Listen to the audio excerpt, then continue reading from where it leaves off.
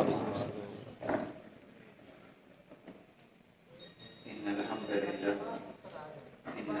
لله نحمده ونستعينه ونستغفره ونعوذ بالله من شرور أنفسنا ومن سيئات أعمالنا من يهده الله فلا مضل له ومن يضلل فلا هادي له أشهد أن لا إله إلا الله وحده لا شريك له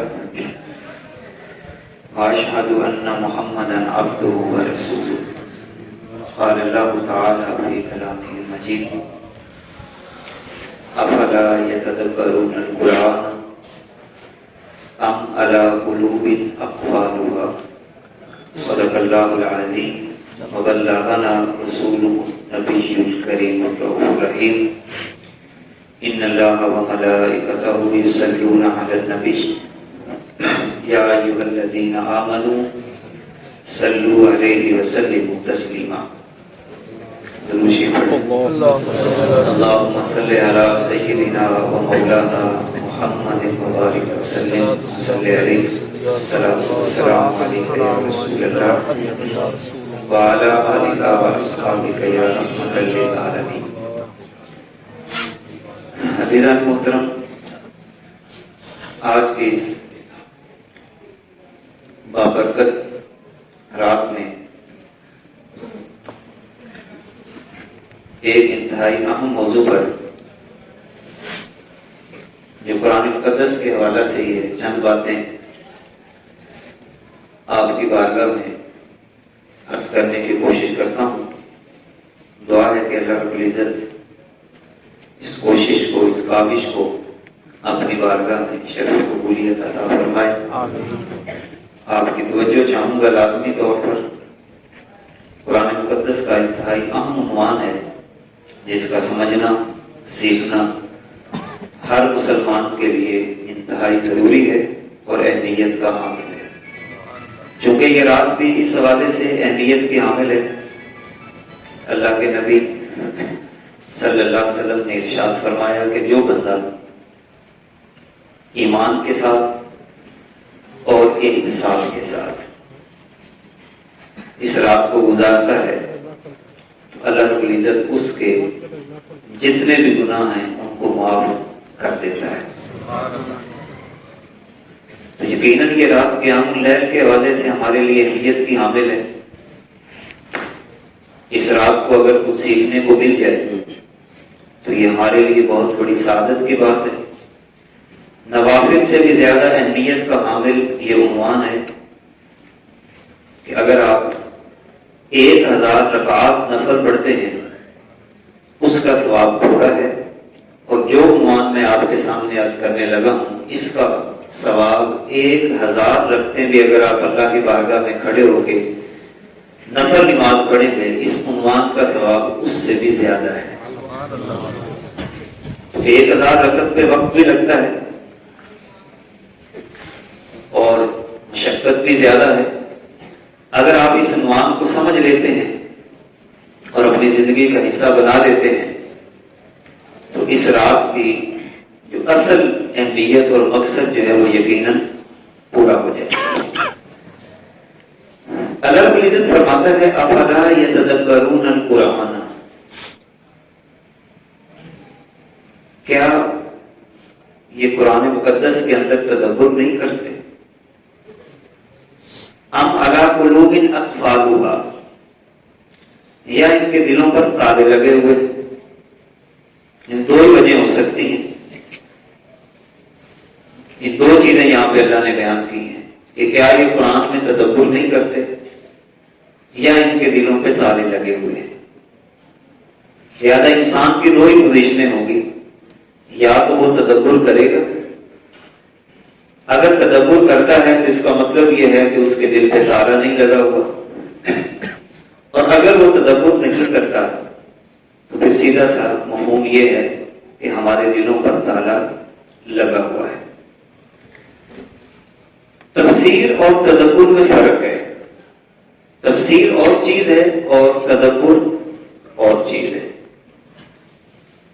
امام زرکشی رحمۃ اللہ تعالی علیہ آپ علوم القرآن آپ کی کتاب ہے، اس میں ان دونوں کا فرق یہ بیان کرتے ہیں۔ تفسیر کہتے ہیں ایسے علم کو یعرف بہ فہم کتاب اللہ المنزل علی نبیہ علیہ الصلوۃ والسلام۔ تفسیر اس علم کا نام ہے کہ جس کے ذریعے اللہ کی کتاب جو محمد رسول اللہ صلی اللہ علیہ وسلم پر نازل ہوئی اس کا فہم حاصل کرنا، سیکھنا، وبیان معانی و استخراج و احکامہ و حکمہ، قرآن کے معنی بیان کرنا اور اللہ کے احکام نکالنا اور پھر ان حکموں کو آگے لوگوں کے سامنے بیان کرنا، اس عمل کا نام تفسیر ہے۔ لیکن تدبر اس سے مختلف ہے۔ تدبر بڑی کمال کی چیز ہے۔ امام زرکشی فرماتے ہیں تدبر یہ ہے ان تعلم انک مخاطب من اللہ تعالی۔ پہلی بات تدبر کی تعریف کی، اس کو اب غور کرتے چلے جانا ہے آپ نے کہ کیا یہ کیفیت ہے یا نہیں۔ اگر تو ہو تو تدبر ہے، اگر نہیں ہے تو پھر دل پہ تالا لگا ہوا ہے۔ آپ فرماتے ہیں کہ تدبر یہ ہے کہ انتا لما انا کا مخاطب من اللہ تعالی، کہ جب تو قرآن پڑھنے لگے تو سب سے پہلے یہ بات محسوس کر کہ اللہ تجھ سے بات کر رہا ہے، تو اللہ کا مخاطب ہے اور اللہ تجھ سے مخاطب ہے۔ جیسے قرآن کھولا تو فوراً توجہ اس بات کی طرف چلی گئی کہ اب مجھ سے بات کون کرنے لگا ہے، کون مجھ سے بات کرنے لگا ہے۔ کسی بادشاہ کا خط آئے تو یقیناً آپ کے ذہن میں یہ بات جائے گی کہ بادشاہ مجھ سے کوئی بات کرنے لگا ہے۔ اس کا ایک احساس انسان کی طبیعت پہ حاوی ہوتا ہے۔ ایک جج کا سمن آ جائے یا کوئی فیصلہ آ جائے تو انسان اس کو بڑی توجہ سے پڑھتا ہے کہ میرے لیے کچھ حکم آیا ہے۔ تو فرمایا پہلی کیفیت تدبر کی یہ ہے کہ کیا وہ اس بات کو جانتا ہے کہ تجھ سے بات کون کر رہا ہے۔ وَأَنْتَ تَأَمَّلَهُ بِعَيْنِ فُؤَادِكَ، صرف یہی بات نہیں کہ تو نے پھر دل کی آنکھوں سے غور کرنا ہے۔ ایک تو یہ ہے کہ اللہ تجھ سے بات کر رہا ہے اور پھر دل کی آنکھوں سے دیکھنا ہے کہ تجھ سے بات کون کر رہا ہے، اور پھر کیا کرنا ہے۔ فَإِذَا وَعِيدَ عَنِ اللَّهِ تَعَالَى قَوْلَهُ وَفَهِمْتَ مِنْ كَلَامِهِ مُرَادَهُ، جب تو اللہ کے قول سے اپنے دل کے برتن کو بھر لے۔ اللہ نے ایک بات کی، دل کے برتن کو آپ نے کھلا کر دیا۔ اب دل کا جو برتن ہے یہ اصول یہاں پہ ذہن میں رکھیں، یہ بھی بڑی اہمیت کا حامل ہے۔ یعنی آپ قرآن پڑھتے ہیں تو کیا قرآن دل کے برتن میں آئے گا بھی یا نہیں آئے گا، اس کا بھی کوئی ضابطہ ہے۔ حضرت امام شافعی رحمۃ اللہ تعالی، آپ اپنے استاد امام وقی کے پاس جاتے ہیں اور جا کے عرض کرتے ہیں کہ حضور میں پڑھتا ہوں قرآن یا کوئی بھی اور چیز تو میرے ذہن میں بیٹھتی نہیں ہے، اتر جاتی ہے۔ تو وہاں پر آپ نے ایک بڑا پیارا جملہ ارشاد فرمایا آپ کے استاد گرامی نے۔ آپ نے فرمایا ان العلم نور، علم نور ہے اللہ کا، لا یعطا لعاصی، یہ نور اس کو عطا نہیں کیا جاتا جس کے دل کے اندر گناہ کی گندگی ہوتی ہے۔ جس کے دل میں گناہ کی گندگی ہو تو سارا قرآن بھی پڑھے گا، اس کے دل کے برتن میں قرآن داخل نہیں ہوگا۔ اب یہی ترتیب تو اللہ نے قرآن میں بیان کی ہے، ہم ترتیب الٹ کرتے ہیں۔ ہماری ترتیب کیا ہے کہ ہم نماز پڑھ کے سمجھتے ہیں کہ ہم متقی ہو گئے، یا روزہ رکھ کے سمجھتے ہیں کہ ہم متقی ہو گئے۔ قرآن نے تو یہ ترتیب نہیں بیان کی۔ قرآن کی ترتیب ہے قد افلح من تزکیٰ وذکر اسم ربہ فصلی، دل کی پاکیزگی پہلے ہے، پھر ذکر ہے، پھر نماز ہے۔ دیکھیں ہم نماز پڑھتے ہیں، غیبت پھر بھی نہیں چھوٹتی، نماز پڑھتے ہیں، دل کی برائی پھر بھی ختم نہیں ہوتی، ذکر و اذکار بھی کرتے ہیں مگر دل کینے اور بغض سے ہر وقت بھرا رہتا ہے۔ تو یہ کیسے ہو سکتا ہے کہ میں قرآن پڑھوں تو قرآن میرے دل کے برتن میں داخل ہو؟ تو امام درشی فرماتے ہیں فَإِذَا رَأَيْتَ عَنِ اللَّهِ تَعَالَى قَوْلَهُ وَفَهِمْتَ مِنْ كَلَامِهِ مُرَادَهُ، جب قرآن تیرے دل کے برتن میں داخل ہوگا تو پھر اگلی بات تیرے دل میں کیا آئے گی؟ تو سمجھ لے گا کہ اللہ نے بات کیا کی ہے۔ یہ اگلا پہلو کہ اللہ نے تجھ سے بات کون سی کی ہے۔ وَتَشَرَّبَ قَلْبُكَ مَعَانِهِ، اور تیرا دل اللہ کے کلام کے معانی سے بھر جائے، مشرب ہو جائے۔ تشربہ کہتے ہیں کسی چیز کا گھونٹ گھونٹ کر کے پیتے چلے جانا۔ تو کیا ایسی کیفیت جب میں قرآن پڑھتا ہوں تو ہوتی ہے؟ ذرا غور کیجیے گا، اپنے اپنے کیفیات کے اوپر آپ نے نظر دوڑانی ہے کہ جب میں قرآن پڑھتا ہوں تو کیا تشرب قرآن کی آیت گھونٹ گھونٹ کر کے میرے دل پہ نازل ہوتی ہے یا نہیں ہوتی؟ فرماتے ہیں کہ تدبر کی آخری منزل پھر کیا ہوتی ہے؟ فَانْهَدَ لِامْتِثَالِ أَمْرِهِ وَاجْتِنَابِ نَوَاهِهِ، جب وہ آیت انسان کے سینے میں اترتی ہے تو دل کرتا ہے میں خدا کی بات کو مان لوں، میں اللہ کی بات کو مان لوں، میں کیوں نہیں مانتا؟ کتنی ہم آیات پڑھتے ہیں روزانہ کی بنیاد پر، کیا کبھی دل کیا کہ جو یہاں پہ لکھا ہوا ہے اس کو میں مان بھی لوں؟ کبھی بھی دل نہیں کرتا۔ سوچا ہی نہیں میں نے کبھی کہ جو اللہ نے مجھ سے بات کی ہے تو میں اس کو اپنے دل کی گہرائیوں میں بھی اتار لوں۔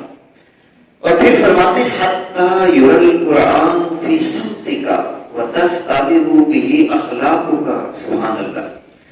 فرمایا تدبر یہ ہے کہ اس انداز میں قرآن پڑھ کہ قرآن تیرے وجود سے نظر آئے، قرآن تیرے وجود سے نظر آئے، یعنی تیری طبیعت ایسی ہو کہ تو چلتا پھرتا قرآن بن جائے۔ دیکھیں اما جی عائشہ صدیقہ رضی اللہ تعالیٰ عنہ سے سوال کیا گیا کہ حضور علیہ السلام کا اخلاق کیا ہے، تو اما جی نے کتنا پیارا جواب دیا، کانا خلقہ القرآن، کیا تو نے قرآن نہیں پڑھا؟ بس جو قرآن میں لکھا ہے وہ حضور کا اخلاق ہے، لہذا قرآن اگر چلتا پھرتا پڑھنا ہو تو محمد رسول اللہ کو دیکھ لیں، اور اگر تحریر میں پڑھنا ہے تو مصحف کو دیکھ لیں۔ اس کا مطلب یہ ہوا کہ قرآن کی تاثیر کا نتیجہ یہ ہے کہ چلتا پھرتا قرآن، چلتا پھرتا قرآن۔ خدا نے کہا نظریں جھکا لو، جھکا لی، چلتا پھرتا قرآن۔ خدا نے کہا غیبت مت کرو، چھوڑ دی، چلتا پھرتا قرآن۔ خدا نے کہا سود کو چھوڑ دو، چھوڑ دیا، چلتا پھرتا قرآن۔ خدا نے کہا کہ زبان کا درست استعمال کرو، کر لیا، چلتا پھرتا قرآن۔ خدا نے کہا کہ دل کو پاکیزہ کر لو، صاف ستھرا کر لو، دل پاک صاف کر لیا، چلتا پھرتا قرآن۔ خدا نے کہا کہ کسی کے گھر کے اندر بغیر اجازت کے نہیں جانا، جانا چھوڑ دیا، چلتا پھرتا قرآن۔ خدا نے کہا کہ کسی کی تذلیل نہ کرو، نہ کی، چلتا پھرتا قرآن۔ خدا نے کہا کہ اپنے آپ کو برتر مت سمجھو، برتر سمجھنا چھوڑ دیا، چلتا پھرتا قرآن۔ تو گویا کہ آپ فرماتے ہیں، اور اگلی بات بڑی پیاری فرماتے ہیں، وَتَّس تاریخ بھی اخلاق ہوگا، قرآن کا اخلاق تیری طبیعت میں رچ بس جائے، وَيُظْهِرُ أَثَرَهُ عَلَىٰ قَوْلِكَ وَفِعْلِكَ، اور تیری بات اور تیرے عمل سے قرآن ظاہر ہوگا پیدا۔ یہ تدبر کی تعریف امام زرکشی رحمۃ اللہ تعالی علیہ نے عطا فرمائی۔ اب مفسرین نے تدبر کے جو طریقے عطا فرمائے ہیں، یہ تدبر ایسے نہیں آ جاتا، اس کے 10 مرحلے ہیں تدبر کے۔ اور میں بڑے پیار سے یہاں پہ ایک بات کرنے لگا ہوں، جو بندہ قرآن میں تدبر کرنے لگ جائے اس کے پاس فارغ وقت ہی نہیں ہوگا۔ کسی کے بارے میں برا سوچنے کا، برا کہنے کا، بری مجلس کا اس کے پاس تو وقت ہی نہیں ہو سکتا۔ جب ابھی میں آپ کے سامنے تدبر کے 10 مرحلے بیان کرتا ہوں، آپ کے پاس ایک لمحہ بھی نہیں ہوگا کہ آپ خدا کے علاوہ کسی اور کے پاس اپنا وقت گزاریں۔ تدبر کا سب سے پہلا مرحلہ التلاوت الصحیحہ، قرآن مقدس کی صحیح تلاوت، یہ تدبر کا پہلا مرحلہ ہے۔ اب صحیح تلاوت سے کیا مراد ہے؟ قرآن مقدس کو قرآن کے اصولوں کے مطابق پڑھنا، تلاوت صحیحہ اس کو کہتے ہیں۔ حضرت نظام الدین اولیاء رحمۃ اللہ تعالی علیہ، آپ دہلی سے چلے اور بابا فرید الدین گنجشکر رحمۃ اللہ تعالی علیہ کی بارگاہ میں حاضر ہوئے۔ آج کے حضور میں آپ کا مرید ہونا چاہتا، اچھا مرید ہونا چاہتے ہیں، قرآن پڑھے؟ جی پڑھا ہے۔ کیسے پڑھا ہے؟ تجوید سے پڑھا ہے یا ویسے پڑھا ہے؟ جی پوری تجوید سے میں نے قرآن پاک پڑھا۔ چلو ٹھیک ہو گیا، سنا پھر باقاعدہ بابا فرید الدین گنجشکر رحمۃ اللہ تعالی علیہ نے خواجہ نظام الدین اولیاء رحمۃ اللہ تعالی، قرآن سنا باقاعدہ۔ حدیث کو جانتے ہو؟ جی جانتا ہوں۔ کیا علوم فقہیہ سارے پڑھ لیے؟ گرامر کو جانتا ہے؟ جی جانتا ہوں۔ عقیدے میں کون سی کتاب پڑھی ہے؟ بس یہاں پہ آ کے خواجہ نظام الدین اولیاء رحمۃ اللہ تعالی علیہ چپ ہو گئے کہ باقی تو علوم میں نے پڑھ لی ہیں مگر عقیدے پہ کوئی کتاب نہیں پڑھی۔ حضرت بابا فرید الدین گنجشکر رحمۃ اللہ تعالی علیہ نے فرمایا پھر اس طرح تجھے کرنا پڑے گا، پہلے تقریباً 6 مہینے مجھ سے عقیدے کی کتاب پڑھنا پڑے گی۔ اور وہ کتاب بڑی کمال کی ہے، ابو شکور سالمی رحمۃ اللہ تعالی علیہ کی کتاب۔ ابو شکور یہ آپ سے بھی پہلے کے ہیں کہ یہ کتاب مجھ سے پڑھنی پڑے گی، جب تیری یہ عقیدے کی کتاب مکمل ہوگی تو پھر جا کے میں تجھے اپنا مرید بناؤں گا، اس سے پہلے میں تمہیں اپنا مرید نہیں بنا سکتا۔ اب ذرا جائزہ لیں کہ مرید کیسا پھر بنایا کہ پورے ہندوستان کے اندر اللہ اور اس کے رسول کا پھر کس انداز کے ساتھ جھنڈا گاڑا ہے۔ تو ہمارے یہاں ایک تو تیاری نہیں ہے، ہم روایتی طور پر بس چلے آ رہے ہیں، تدبر نام کی کوئی چیز نہیں ہے۔ تلاوت صحیحہ تدبر کا پہلا سٹیپ ہے، تدبر کا ہمارا تو وہ بھی پورا نہیں۔ ہم میں سے کتنے ایسے افراد ہیں جب قرآن پڑھتے ہیں تو واضح واضح غلطیاں کر رہے ہوتے ہیں، معنی کے اندر غلطی واقع ہو جاتی ہے، کس لفظ کو پر پڑھنا ہے، کس لفظ کو باریک پڑھنا ہے، کس لفظ کے اندر جو ہے وہ کون سی صفت استعمال ہوتی ہے، کسی کو کوئی پتہ نہیں، نہ ہی کوئی سمجھنے کے لیے تیار ہے۔ ہم یہی سمجھتے ہیں کہ آدھا گھنٹہ بچوں کو مسجد میں بھیج دیا اور کوئی بہت بڑا ہم نے کارنامہ سر انجام دے دیا۔ گھر کے اندر والدین اس کی طرف توجہ دینے کے لیے تیار نہیں ہے، تو جو قوم تدبر کر ہی نہیں رہی اللہ ان کو عروج کیسے عطا فرمائے گا۔ تدبر کا دوسرا مسئلہ ہے ترتیل۔ ترتیل کسے کہتے ہیں؟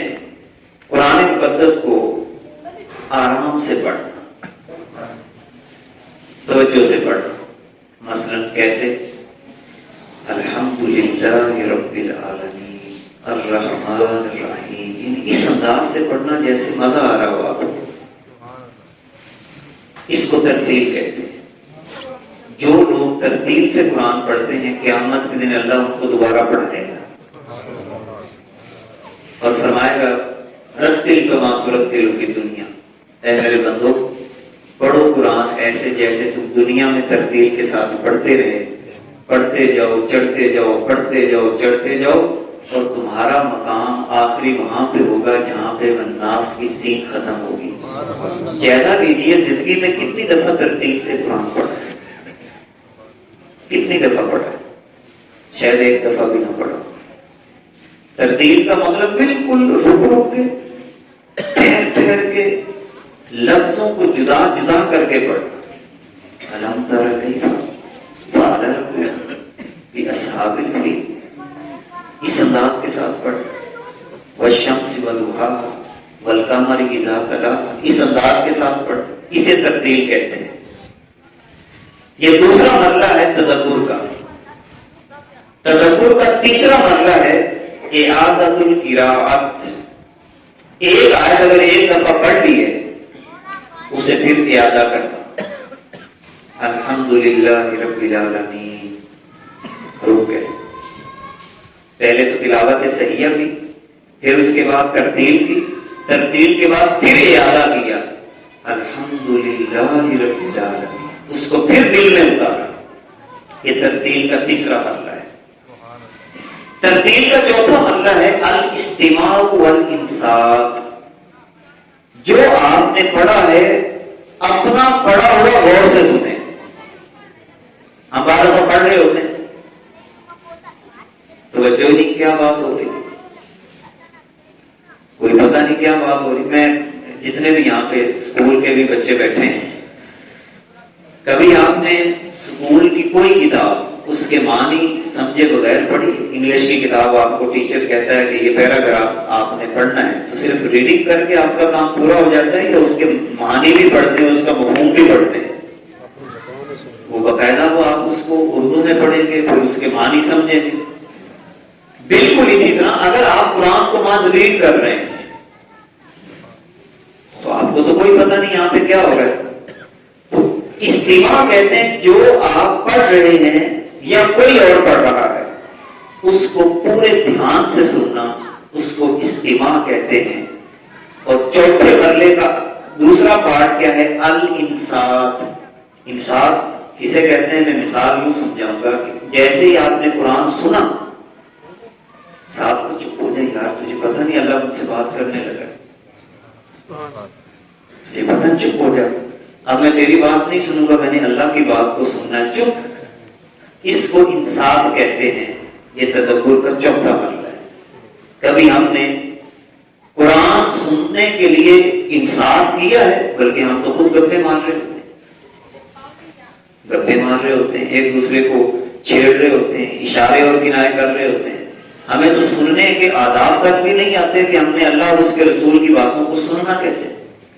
انصاف ضروری ہے تدبر کے لیے۔ پانچواں مرحلہ یہ ہے کہ جو آپ نے پڑھا تأمل کرنا ہے، اب غور و فکر کرنا ہے کہ مجھ سے اللہ نے بات کون سی کی ہے۔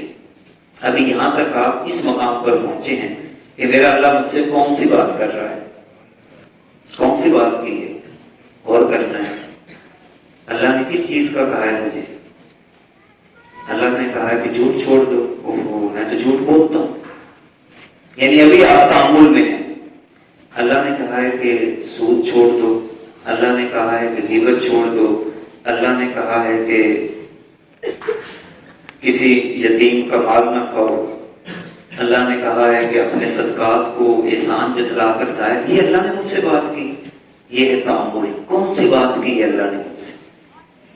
اگلا مرحلہ، چھٹا مرحلہ، جب آپ یہ غور کر رہے ہوں گے کہ اللہ نے مجھ سے بات کون سی کی ہے، تو پھر آپ کے ذہن میں کچھ سوالات پیدا ہوں گے۔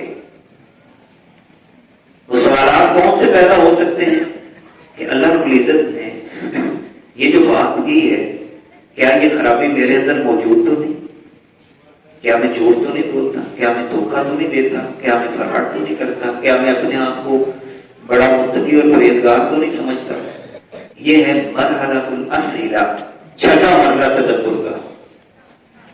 جب آپ کے ذہن میں سوالات پیدا ہوں گے تو پھر کچھ جوابات بھی آپ کو ملتے چلے جائیں گے خدا کی طرف سے۔ اس کو کہا جاتا ہے محاولۃ ایجاد الاجوبہ، کہ اب آپ کے ذہن میں، آپ کے دماغ کے اندر قرآن کو پڑھنے کے بعد پیدا ہونے والے سوالات کے جو جوابات آپ کے دماغ میں پیدا ہو رہے ہیں، یہ تدبر کا ساتواں مرحلہ ہے۔ لو جی، میں ایک مثال دے کر یہ سارے مرحلے کو اگلے مرحلے کی طرف لے کے جاتا ہوں۔ مثال کے طور پر اللہ رب العزت قرآن مقدس میں ارشاد فرماتا ہے، یا ایھا الذین آمنوا کلوا من طیبات ما رزقناکم۔ یہ پڑھیں گے۔ ایک تو اس کا مطلب ہے سب سے پہلے اس کی قرأت صحیحہ کرنی ہوگی۔ ترتیل کیسے کرنی ہے؟ یا ایھا الذین آمنوا کلوا من طیبات ما رزقناکم۔ کھاؤ اس سے جو اللہ نے تمہیں رزق دیا. اچھا کون سا رزق؟ پاکیزہ. اچھا اب اس کو اعادہ قرات کرنی ہے. یا ایھا الذین آمنوا کلوا من طیبات ما رزقناکم. اچھا اگلا مرلہ کیا میں نے کہا؟ استماع. اللہ نے کیا بات کی ہے؟ اچھا اللہ تو فرما رہا ہے کہ پاکیزہ کھاؤ، تو کیا میں پاکیزہ کھاتا ہوں یا نہیں کھاتا؟ کیا میں حرام تو نہیں کھاتا؟ اب یہ چیزیں آ جائیں گی سوالات اور جوابات کے اندر. اچھا جب آپ نے اس کو پڑھ لیا، سمجھ لیا، تو اگلا مرحلہ تدبر کا کیا ہے؟ اس کو کہتے ہیں مدارسہ. جو آپ نے ان 6 مرحلوں میں 7 مرحلوں میں سیکھا ہے، 8واں مرحلہ یہ ہے کہ کسی دوست کو بٹھا لو، بیٹے کو بٹھا لو، بھائی کو بٹھا لو، کہو کہ یار آج آپ میں نے یہ پڑھا ہے تو اس پر کچھ باتیں نہ کریں. یعنی جو آیت آپ نے پڑھی اب سارا دن آپ پر اس کی گفتگو پہ گزرا، کسی سے شیئر کیا، اس نے پھر آپ سے کچھ باتیں شیئر کی، یعنی اس عنوان پر آپ کی سارا دن گفتگو رہی. اچھا جب آپ کی سارا دن گفتگو ہوگی کسی بندے کے ساتھ، کسی ساتھی کے ساتھ، تو یقیناً اس گفتگو کے دوران کچھ سوالات پیدا ہوں گے، نئے سوالات پیدا ہوں گے. اب ان نئے سوالات کے جوابات کے لیے 9واں مرحلہ تدبر کا یہ ہے الرجوع الی کتب التفسیر. اب آپ تفسیر کی کتابیں پڑھیں. یعنی 9ویں مرحلے میں جا کے تفسیر کی کتابیں آتی ہیں. پہلے کیا ہے؟ آپ نے تدبر کے سارے مرحلے کراس کیے، یہ 9ویں مرحلے میں آ گئے. الرجوع الی کتب التفسیر، تفسیر کی کتابیں پڑھی. پھر بھی کچھ چیزیں رہ جائیں گی آپ کی. اب آپ کیا کریں گے؟ جو سوالات آپ کے ذہن میں پیدا ہوئے وہ اہل علم کے سامنے پیش کریں. اب آپ نے ایک آیت پاک پہ تدبر کر لیا. حضرت جیدہ نے یہ تدبر اس چیز کا نام ہے. اب اللہ ہم سے کیا پوچھ رہا ہے؟ افلا یتدبرون القرآن، کیا یہ قرآن میں تدبر کرتے ہیں یا ان کے دلوں پہ تالے لگے ہوئے ہیں؟ اب ذرا سوچئے کیا ہم یہ 10 مرحلے تدبر کے پورے کرتے ہیں یا نہیں کرتے؟ اگر کرتے ہیں تو اللہ کا شکر ادا کیجیے. اگر نہیں کرتے اس کا مطلب ہے ابھی دل کے تالے نہیں کھلے، ابھی تالے لگے ہوئے ہیں. جب تک قرآن میں تدبر نہیں ہوگا قرآن کے خزانے آپ نہیں نکال سکتے. دیکھیں میں چند مثالیں دے کر اپنی گفتگو کو ختم کروں گا. قرآن مقدس کے اندر صرف 89 آیات 90 کے قریب بنتی ہیں جو یا ایھا الذین آمنوا پہ مشتمل ہے. یا ایھا الذین آمنوا پر، اور یہ سبق بھی ہے. اکثر میں نے پہلے بھی اس موضوع پر بات کی ہے، پہلے تفصیلی بھی، کہ یوں سمجھ لیں کہ یہ جو 89 آیات ہیں 89 جس کو 99 بھی کہتے ہیں، یہ آیات یوں سمجھ لیں کہ ہم مسلمانوں کا اللہ کی طرف سے ہوم ورک ہے. 89 ہوم ورک ہیں، ڈائریز ملی ہمیں. ان تمام 89 آیات کے اندر رب ذوالجلال نے ہمیں کچھ کرنے کا حکم دیا ہے اور کچھ چیزوں سے روکا ہے. اور یہ ذہن میں رکھیں کہ یہ وہ پہلا سٹیج ہے، پہلا مقام ہے کہ ابھی آپ اگلے درجے مومن کے درجے پہ نہیں پہنچے، ابھی آپ یا ایھا الذین آمنوا کے درجے پہ کھڑے ہوئے. مومن کے درجے پہ کب پہنچیں گے؟ مومن کے درجے پہ آپ اور میں اس وقت پہنچیں گے جب میری زبان سے گالی ختم ہو جائے. اگر زبان سے گالی نکلتی ہے تو ابھی مومن کے درجے پہ آپ نہیں پہنچے، کیونکہ اللہ کے نبی نے فرمایا مومن اپنی زبان سے لعان نہیں کرتا، یعنی لعنت نہیں بھیجتا. مومن جھوٹ نہیں بولتا. اگر میں جھوٹ بولتا ہوں تو مومن کے درجے پہ نہیں، آمنوں کے درجے میں کھڑا. اگر میں دھوکہ دیتا ہوں تو ابھی مومن کے درجے میں نہیں، آمنوں کے درجے میں. اب آیا میں چند باتیں آپ کے سامنے عرض کرتا ہوں. مثلا یا ایھا الذین آمنوا استعینوا بالصبر والصلاۃ، اے ایمان والو مدد مانگو صبر سے اور نماز سے. یہ آیت آپ نے پڑھی، یعنی روزانہ کی بنیاد پہ یہ 89 آیات اپنی ڈائری میں لکھیں اور فجر کے وقت یہ کام شروع کرتے ہیں۔ یہ 90 دن کا چلہ ہے، یہ آپ کو آج میں بتانے لگا ہوں۔ 90 دن کا چلہ اگر آپ کر لیتے ہیں اور اس پہ پورے اتر جاتے ہیں تو 90 دن کے بعد اپنی طبیعت کو دیکھنا کہاں سے کہاں آپ پہنچ جائیں، بہت آگے نکل جائیں۔ استعینوا بالصبر والصلاۃ، اس کی آپ نے تلاوت صحیحہ سیکھی، ایک آیت اٹھا لی۔ اچھا پھر آپ نے کیا کیا؟ اس کی ترتیب کی، یا ایھا الذین آمنوا استعینوا بالصبر والصلاۃ، ترتیب کی، پھر اعادہ کرام کیا، پھر اس کو غور سے سنا، پھر غور کیا کہ اللہ نے یہاں پہ کیا بات کی ہے کہ مدد مانگا کرو صبر سے اور نماز سے۔ تو صبر کب ہوتا ہے؟ اب یہ سوالات پیدا ہوں گے نا ذہن میں۔ صبر اس وقت ہوتا ہے جب انسان کے مزاج کے خلاف کوئی بات ہو۔ صبر اس وقت ہوتا ہے جب خدا کی طرف سے کوئی آزمائش آ جائے۔ تو کیا میں ان حالات میں مدد اپنی زبان سے مانگتا ہوں یا صبر سے مانگتا ہوں؟ کیا اس وقت میں مدد اپنے کسی دوست سے مانگتا ہوں یا صبر سے مانگتا ہوں؟ کیا اس وقت میں مدد اپنے ہاتھ سے مانگتا ہوں یا صبر سے مانگتا ہوں؟ اب یہ سوالات ہوں گے تو اللہ فرماتا ہے یا ایھا الذین آمنوا استعینوا بالصبر والصلاۃ۔ چاہیے یہ کہ جب پریشانی آ جائے مجھے سجدہ کر لینا چاہیے، اللہ کی بارگاہ میں جھک جانا چاہیے۔ تو گویا کہ یا یہ ایک آیت ہے۔ اسی طرح اللہ فرماتا ہے یا ایھا الذین آمنوا ادخلوا فی السلم کافۃ، اے ایمان والے اسلام میں پورے پورے داخل ہو جاؤ۔ لو جی ایک دن کی سائٹ پہ لگا دیں، کیا میں اسلام میں پورا پورا داخل ہوں یا نہیں ہوں؟ کہ آدھا فکر اور آدھا بٹیر ہوں، اپنی مرضی کے کچھ حکم مانتا ہوں، اپنی مرضی سے کچھ حکم چھوڑ بھی دیتا ہوں۔ اگر تو میں تمام احکام میں اللہ کی مرضی کو اختیار کر چکا ہوں تو یہ آیت پر میں پورا ہوں، اگر نہیں تو پھر نہیں۔ اسی کو تدبر کہتے ہیں، اپنا تجزیہ اور اپنا انصاف کرنا۔ اچھا پھر اللہ رب العزت فرماتا ہے یا ایھا الذین آمنوا لا تبطلوا صدقاتکم بالمن والأذى، اپنے صدقات و خیرات کو ضائع مت کرو احسان جتلا کر اور کسی کو تکلیف دے کر۔ آپ نے کسی کو 10 روپے دیے اور پھر اس پر احسان لیا جو میں نے 10 روپے دیتے تھے، پھر اس کو تکلیف بھی دیں، اذیت بھی دیں۔ ہم کسی کو کوئی چیز دے کر پھر اسے کام بھی نکلوانے کی کوشش کرتے ہیں اور پھر کہتے ہیں اور وہ احسان دکھاتے ہیں کہ دیکھو فلاں موقع پہ میں نے تیرے ساتھ یہ کیا تھا۔ اب دیکھیں یہ آیت آپ سمجھیں اور سینے میں اتاریں۔ اللہ رب العزت فرماتا ہے یا ایھا الذین آمنوا واذروا ما بقی من الربا، سود کو چھوڑ دو۔ تو اب ذہن میں سوال کرو کیا میں نے سود کو چھوڑا ہے کہ نہیں چھوڑا؟ اللہ رب العزت فرماتا ہے یا ایھا الذین آمنوا اذا تداینتم بدین الی اجل مسمى فاکتبوه ولیکتب بینکم کاتب بالعدل، جب بھی تم آپس میں کوئی قرض کا لین دین کرنے لگو اور مقررہ مدت تک کرنے لگو تو تمہیں چاہیے فاکتبوہ، اسے لکھ لو، اور تمہارے درمیان جو کاتب ہونا چاہیے وہ عدل و انصاف کے ساتھ لکھنے والا۔ تو کیا ہم اپنے لین دین کے معاملات میں ایسا کرتے ہیں یا نہیں کرتے؟ اگر کرتے ہیں تو ٹھیک ہے، اگر نہیں کرتے تو اس کا مطلب ہے ہم نے تدبر ابھی تک نہیں کیا۔ اللہ رب العزت فرماتا ہے یا ایھا الذین آمنوا لا تدخلوا بیوتا غیر بیوتکم، اپنے گھروں کے علاوہ کسی کے گھر میں داخل مت ہوا کرو حتی تستانسوا، یہاں تک کہ پہلے اپنا تعارف نہ کروا دو۔ اور ہم تعارف کروائے بغیر آگے نکل جاتے ہیں۔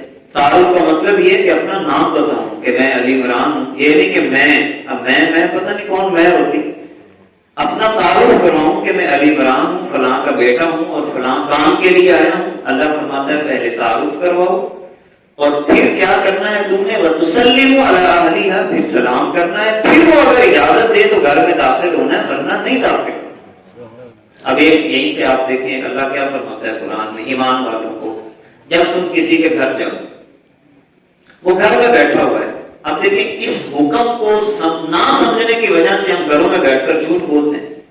آپ کسی کے گھر جاتے ہیں، وہ بیمار ہے، وہ ٹینشن میں ہے یا ویسے سویا ہوا ہے، تو ہم نہیں ملنا چاہتے تو اندر سے بچے کو بھیجتے ہیں کہ اس کو کہہ دو کہ باہر نہیں ہے، میرے گھر میں نہیں ہے ابا جی۔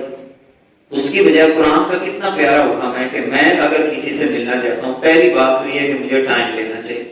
اصول یہ ہے کہ اگر میں کسی سے ملنے چاہتا ہوں تو مجھے وقت لینا چاہیے اس سے کہ میں فلاں وقت میں آپ کے پاس آؤں گا۔ اگر بغیر پوچھے گیا ہوں تو قرآن کیا کہتا ہے؟ تم کسی کے گھر جاؤ، دروازہ کٹکھٹاؤ اور وہ گھر میں خود موجود ہو اور وہ اندر سے کہہ دے کہ بھئی میں تم سے اس وقت نہیں مل سکتا، تو خدا یہ کہتا ہے واپس مڑو اور دل کے اوپر بوجھ بھی نہیں لینا، یہ اس کا حق ہے۔ اور ہم وہاں پر میں تیرے گھر آیا اور تم اتنا نوازا تھا اور یہ اور وہ، یہ تو ہر بات ہے ہم کسی کو کال کریں، حالانکہ کال کو یہ تو نہیں ہے کہ ہر بندہ 24 گھنٹے یہ اسی کی کوئی نوکری پہ بیٹھا ہوا ہے، یہ تو ایک سہولت کے لیے تھا۔ ایک بندہ کال کرتا ہے وہ نہیں اٹھاتا، دوسری دفعہ پھر اس پہ ہم برساؤ ایسا کرتے ہیں کہ اس وقت سویا ہوا ہو سکتا ہے، کسی اپنے کام کاج میں مصروف ہو سکتا ہے، اپنے مطالعے میں مصروف ہو سکتا ہے، تو ضروری تو نہیں ہے کہ ہر وقت کال کو اٹھایا جائے۔ ہاں 3 دفعہ آپ وہی اصول اپنا لیں جو اللہ کے نبی نے دروازہ کھٹکھٹانے کا اصول بتایا ہے، 3 دفعہ آپ دروازہ کھٹکھٹائیں کال کے ذریعے، اٹھاتا ہے تو ٹھیک ہے، نہیں اٹھاتا تو کوئی بات نہیں۔ تو یہ قرآن کے حکم ہے۔ اب گویا کہ یہ 89 آیات اگر آپ خود نکالیں تو بہت بڑی بات ہے، بہت اچھی بات ہے اگر آپ یہ آیات خود نکال لیں، اگر نہیں تو آپ مجھے کہہ دیں کہ میں انشاءاللہ العزیز آپ کو یہ آیات نکال کے دے دیتا ہوں، اس کا ہم ایک چھوٹا سا پمفلٹ بنا لیتے ہیں 3-4 صفحوں کا 89 آیات کا، اور آپ اپنے گھروں میں وہ پمفلٹ رکھیں اور روزانہ کی بنیاد پہ ایک آیت، اور یہ 10 مرحلوں سے گزر کر پوری کر لی۔ چلو ایک آیت پہ 2 دن لگا لیں، کوئی مسئلہ نہیں، 2 دن لگا لیں، مگر پورا بھرپور اس آیت کو اتاریں۔ یقین جانیں 3 مہینے کا یہ کورس کر لیں اور 90 دنوں کے بعد دیکھنا کہ قرآن آپ کی طبیعت سے ظاہر ہونا شروع ہو جائے، طبیعت سے۔ یعنی وہ 90 آیات اگر آپ اپنی وجود کا حصہ بنا لیتے ہیں، وہی تو سارا کچھ ہے۔ تو انشاءاللہ العزیز اس پر میں آپ کو کچھ کوشش کر کے دے دوں گا، آپ اس کے اوپر شروع کریں اپنے اپنے گھروں میں، بہن بھائیوں کو، دوستوں کو، ساتھیوں کو۔ قرآن کے بارے میں اللہ نے کتنی پیاری بات کی ہے، یا ایھا الناس قد جاءتکم موعظۃ من ربکم، یہ آئی ہے تمہارے پاس نصیحت تمہارے رب کی طرف سے، وشفاء لما فی الصدور، اور یہ شفا ہے جو تمہارے سینوں میں بیماریاں ہیں اس کے لیے شفا ہے۔ اب سینوں کی بیماریاں کون سی ہیں؟ حسد، کینہ، بغض۔ قرآن تو شفا ہے، مگر کتنی عجیب بات ہے کہ ہم سارا قرآن پڑھنے کے بعد بھی ہمارے دل سے میل نہیں نکلتے۔ وَيُعَلِّمُهُمُ الْكِتَابَ وَالْحِکْمَةَ وَيُزَکِّیہِم، تزکیہ نفس قرآن کا بنیادی مقصد ہے۔ اگر تزکیہ نفس ہی میرا مکمل نہیں ہوا تو قرآن کی تدبیر کیسے مکمل ہوگی؟ اسی لیے اللہ نے ایک مثال دے کر جوڑا ہے، مَثَلُ الَّذِينَ حُمِّلُوا التَّوْرَاةَ ثُمَّ لَمْ يَحْمِلُوهَا كَمَثَلِ الْحِمَارِ، مثال ان لوگوں کی جنہوں نے تورات، جن کے اوپر تورات کا بوجھ ڈالا گیا، یعنی یہود و نصارہ، پھر انہوں نے اس بوجھ کو نہ اٹھایا تو ان کی مثال ایسے ہے جیسے گدھے کی مثال۔ یہ اللہ نے مثال ہمیں سنائی ہے، کیا تم بھی تو گدھے نہیں بن گئے؟ مثال نہیں بغیر ڈالا، کیا تم بھی تو گدھے نہیں بن گئے؟ قرآن تمہیں دیا گیا ہے، بوجھ دیا گیا تمہیں، کیا تم اس کو اٹھا رہے ہو یا نہیں اٹھا رہے؟ اگر نہیں اٹھا رہے تو رسول اللہ صلی اللہ علیہ وسلم نے ایک مقام پہ بڑی سخت وعید بھی سنائی ہے کہ کسی نااہل شخص کو دین کی بات بتانا، اس پر غور کیجیے گا، میں تمام سامعین کو یہ روایت جوڑنے کے لیے اللہ کے نبی نے ہمیں بتائی ہے۔ حضور فرماتے ہیں کسی نااہل کو دین کی بات بتانا ایسے ہی ہے کہ جیسے خنزیر کے گلے کے اندر ہیرے اور موتیوں کا جو ہے نا وہ ایک ہار ڈال دیا جائے۔ اب خنزیر ہی رہے گا، اس کو ہیرے اور جواہرات کا کیا پتا؟ بالکل یہ اللہ کے نبی نے جوڑا ہے کہ کیا ہم اس کیٹاگری میں تو نہیں چلے گئے کہ ہم اللہ کے دین کی بات کو سن کر کیا گدھے کی طرح اس کے اوپر 100 کتابیں بھی لاد دی جائیں تو گدھا ہی رہے گا نا۔ اگر اللہ نے ہمیں اتنی عظیم کتاب دی ہے تو ہم صرف تدبر کا کام ہی پورا کر لیں تو ہماری زندگی کتنی خوبصورت ہو جائے، کتنی پیاری ہو جائے۔ اس لیے اللہ نے فرمایا کہ قرآن تو بڑی عظیم چیز تھی، لو انزلنا ھذا القرآن علی جبل، اگر ہم اس قرآن کو کسی پہاڑ پہ نازل کرتے لرأیتہ خاشعا متصدعا من خشیۃ اللہ، تو اے محبوب آپ اس کو دیکھتے کہ یہ اللہ کے در کی وجہ سے دھڑام کر کے نیچے گر جاتا، تو کیوں نہیں گرتا؟ جب تو قرآن پڑھتا ہے تو کیوں نہیں گرتا؟ آخری حوالہ دے کر کہ قرآن کو دیکھیں، اللہ نے منع کیا ہے قرآن مقدس کو بغیر سمجھ کے پڑھنے سے۔ اللہ فرماتا ہے لا تقربوا الصلاۃ وانتم سکارى حتی تعلموا ما تقولون، نہ جاؤ تم نماز کے قریب جب تم نشے کی حالت میں ہوتے۔ یہ اس وقت آیت نازل ہوئی جب ابھی شراب حرام نہیں ہوئی تھی۔ اب قرآن پڑھتے تھے لیکن سمجھ نہیں آتی تھی، تو اس سے مفسرین نے کتنا پیارا نتیجہ نکالا کہ یہاں پر اللہ نے کیا کہا ہے کہ نشے کی حالت میں تم نے نماز نہیں پڑھنی حتی تعلموا ما تقولون، یہاں تک کہ تم جان نہ لو کہ تم کیا کہہ رہے ہو۔ اگر مجھے نماز پڑھتے ہوئے پتہ ہی نہیں ہے کہ میں کیا پڑھ رہا ہوں، مثلا قل هو اللہ ہے نہیں پتہ، ہم پڑھتے ہیں قل هو اللہ احد اللہ الصمد لم یلد ولم یولد ولم یکن له کفوا احد، اس کے مفہوم پہ غور کریں تو میں پورے یقین سے کہتا ہوں یہ ہوا کے اندر ہی آپ کو اللہ کے جلوے نظر آئے، صرف ہوا کے اندر خدا کے جلوے نظر آئے، ہوا کے اندر۔ اللہ تو بھی بات کی بات ہے نا، یہ جو ہوا ہے اگر اس کے مفہوم پہ آپ تدبر کر لیں اور کسی کے سیکھ لیں اور سیکھنے کی عادت پڑ جائے تو یقین جانیں اسی کے اندر آپ کو خدا کے جلوے نظر آئے۔ ہو کرتے مجھے تو نظر آیا مجھے، اس نے جو شاعر نے کہا ہے نا ہو کرتے تو نظر آیا مجھے، کہ ایسے نہیں کہا، یہ ہوا کے اندر خدا کے جلوے موجود ہیں۔ تو لہذا کوشش کریں قرآن کے اندر تدبر کریں، تفکر کریں، یہی قرآن کا بنیادی مقصد ہے، یہی قرآن کا بنیادی اسلوب ہے۔ تو یہ 89 آیات کے اندر جتنے بھی نوجوان آپ یہاں پہ بیٹھے ہیں ان کو ڈائری بنائیں، خود بنائیں تو زیادہ مزہ آئے گا آپ کو، ورنہ انشاءاللہ عید کے بعد میں کوشش کروں گا اس کے اوپر آپ کو کوئی لٹریچر فراہم کر دوں۔ اس سے پہلے جتنے خود آپ محنت کریں گے وہ آپ کو اجر بھی زیادہ ہے اور آپ کی محنت کا رنگ بھی آپ کو اللہ رب العزت عطا فرمائے گا۔ دعا ہے کہ اللہ رب العزت جو گفتگو آج ہم نے کی ہے اس کو اچھے طریقے سے اپنے سینوں میں راسخ کرنے کی توفیق عطا فرمائے۔ صلوات اللہ تعالی علی حبیبہ الاعلی محمد و آلہ و اصحابہ اجمعین برحمتک یا ارحم الراحمین۔